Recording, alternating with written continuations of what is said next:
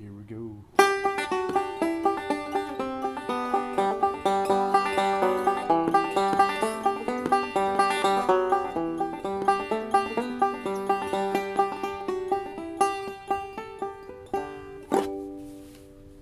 There's just something to be said about having a dinner outside on a farm where the food for your meal was grown or raised. There's nothing like it. Thank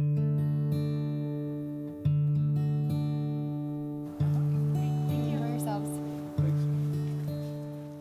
I'm just going to tell you a little story. This is actually one of my personal favorite places in the world here at Kiyakawa Orchards. I moved up to Oregon from California and I took a trip out here one of my first weeks of college. I had no idea what Oregon was, and somehow I found myself at Kiyakawa at that fruit stand over there, and I just never forgot it. My name is Matthew Domingo. I'm the founder of this little traveling circus.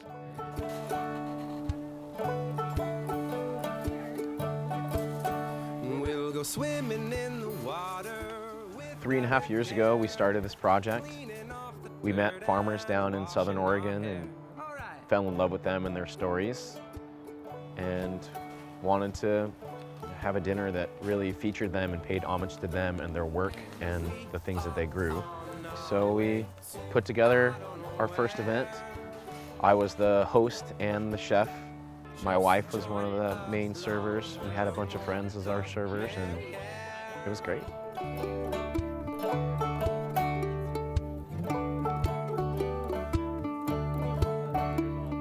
Wake me So if you'd up like and to grab take me one all more the glass way of down, Double Mountain beer down to or where a the glass of wine, we're going to demons, they start the don't farm come tour around. from actually this very spot. Randy's going to talk in about 5 minutes.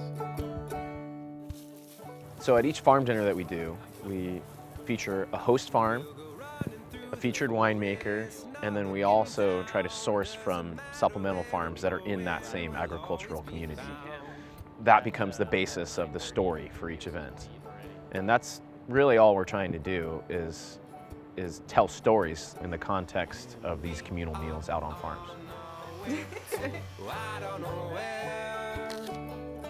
Oh, yeah, cool. Just joined up. My name is Randy Kiyakawa. My grandfather migrated from Japan in 1906. He actually had to stop in Hawaii. Didn't have enough money to make the trip the whole way. So he stopped there and cut sugar cane to make the trip all the way to California. So I tell everybody, if my grandfather didn't work so hard, I could have been Hawaiian. From California, working the railroads, he worked his way up and down the West Coast. That brought him up to Oregon. The oldest trees I have on our place is a little over 100 years old. The nice thing about this one is not.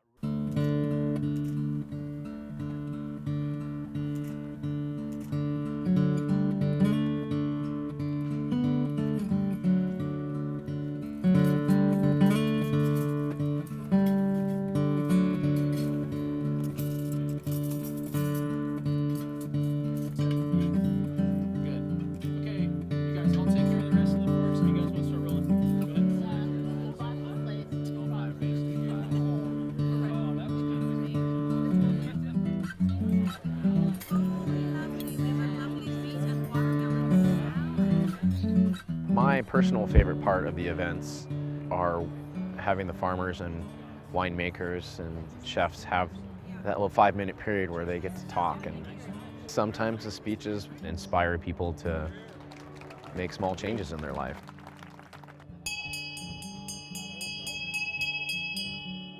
My name's Rich Cushman.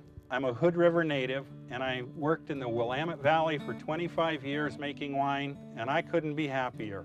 This is such a beautiful place to live, to work.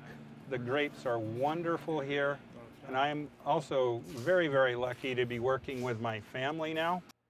Just trying to really show the qualities of the wines from this place. The good stuff. So we essentially create events, whether they're you know, rafting adventures or farm dinners or little underground pop-up events that all have one focus in mind, which is creating events that are farmer-centric. Now that's the idea. Can everybody hear me? From the diaphragm, okay. My story is that I grow mushrooms in the Old D Mill. Really cool spot. Yeah. You'll be eating the portobellos tonight, grown just down the road. The quote that I would like to share with you is from Horace Greeley. Maybe everybody's heard it. It's, "Go west, young man, go west."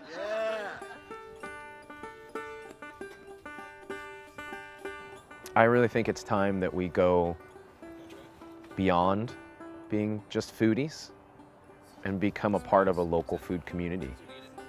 I think that's the difference that we're missing. And that's what we're trying to do. We're trying to be part of that change. Sprouts.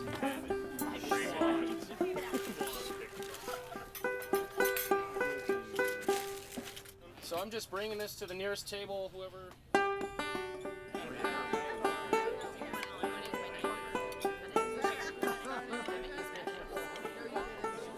Oh yeah, Randy, there you go. It's really, really hard to do a farm dinner for 170 people and to cook out on a farm, and that's what John did today. And yeah, the food was. It's been unbelievable, and we hope to keep doing it. I mean, it's been so enjoyable. I've got to meet so many incredible people, and I'm pretty happy doing it. Back and forth. Sound good? How does that go again? Okay, got it.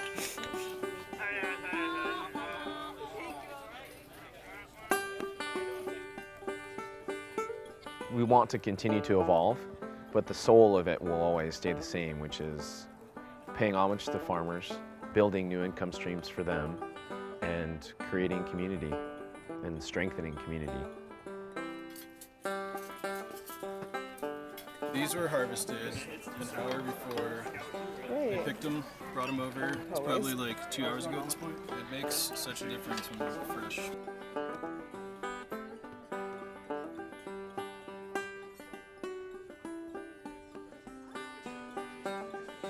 After the event's over, we usually start thinking about the next one and where we're headed next, and doing the dishes and packing up the trailer. There's a half a second in there of relief and a deep breath, but usually it's on to the next.